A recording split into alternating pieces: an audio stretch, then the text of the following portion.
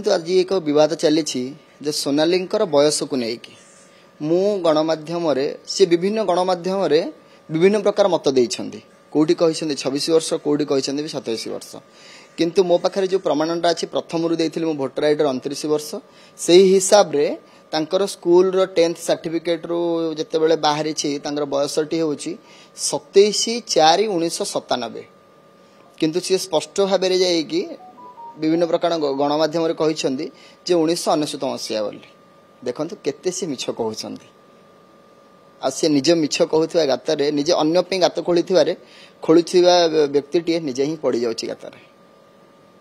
से भली काई करछन्ती काई बयस निज को बयस को लुचेबा पई चाहुछन्ती जेतु मते दोषी करिबा पई से निज बयस को लुचेई दउछन्ती जे समाज आगे से कहते जे मो बयस एतिके बोली किंतु समस्त जानि तो पारिछन्ती तांग बयसर सीमा केते बोली स्पष्ट भाव में समस्त भी सारा ओडिशावासी भी विचार करुछन्ती केते मिछर से गंता घर बुड़ी रहिसन्ती सर्टिफिकेट रे जो एडमिट कार्ड हो बा तांगर जो स्पोर्ट्स सर्टिफिकेट रे ताको ना सेतरो लिखाई कागजी पल्ले किंतु से सोनाली पंडा ना रे जोठी भी जहा होची सब कहउछन्ती सोनाली पंडा बोली किंतु आज्ञा एटा गोटे आश्चर्यजनक कथा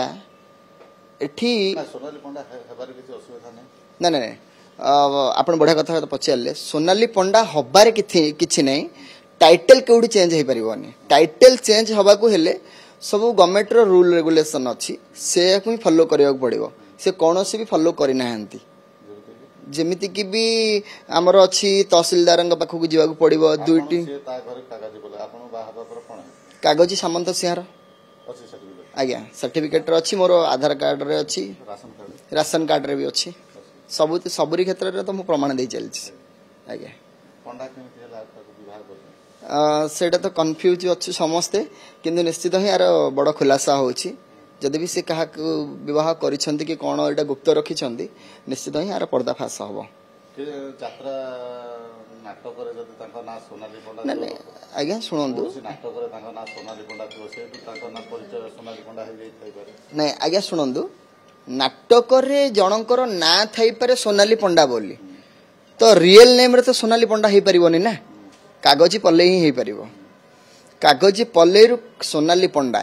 आ भीतर गोटे बहुत बड़ गैप रही जाउची तो से गैप रो पूरण के करिछि पंडार टाइटल टा को पूरण के करिछि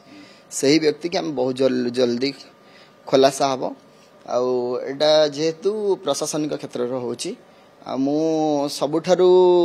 दाबी पत्र जेहेतु मोर मानहानि होउची मु प्रशासनिक क्षेत्र रे किबा नले जज पाखरे मु माने अभियोग करिछि यदि सबु प्रमाण को से नष्ट करिया पय चाहुछन्ती ताहले सबुठारु गोटे मेन पॉइंट अछि ओसिफिकेशन मीनिंग हैला देहर हाडरू ही जना पड़ी जो बयसर सीमा केते सेटा ही मु जजंग पाखरे एटा अभियोग करिछि बयसर विवाद से कहीं करूछन्ती मु किछि बुझी पारनी आमर तो रियल बयस जति कि हम सब समाज आगे जणैबा जे हम बयसटे सेति तले बयस को लुचेई देले कोन किछि अलगा किछि रहस्य रहिछि कि सेही विषय रे हम खुलासा करबा समय को अपेक्षा करंतु बहुत जल्दी तार विचार करे तथापि जेहेतु तो एटा ऑलरेडी जाई सारी छि न्यायालय प्रति जाई छि विचारपतिंकर से आपन को तहसील ऑफिस को विभिन्न ऑफिस को जाई कि कोन सब संग्रह करछन्ती संग्रह करूछन्ती विगत किछि दिन पूर्वे मो एरिया रा जे तहसीलदार को पाखो को कि लोकल लोकन को पाखो जाईथिले से जे अछन्ती हमरो सेठी से अभियोग करथिले जे आज्ञा मु सोनाली पंडा हबा पय चाहूछि ए सी निजे जाई नथिले तांको गाड़ी धरि कि तांकर भौणींकर जोई जाईथिले माने स्वामी जाईथिले सेठी से मना करथिले निजे कैंडिडेट एठी के आसीबा को पड़िबो कोनोसी जदि कैंडिडेट न आसिले किछि भी एठी हे परिबोनी सेठु भी से फेल मार के आसिले सोनाली पंडा हबा पय काहे कि भारी छै कहि परिबिनी किंतु मु तो जानथिले सोनाली किंतु पंडा तार पय कोन पय हबा पय चाहूछि सेटा तो हमें जानिने किंतु जल्दी बहुत जल्दी जानिबा।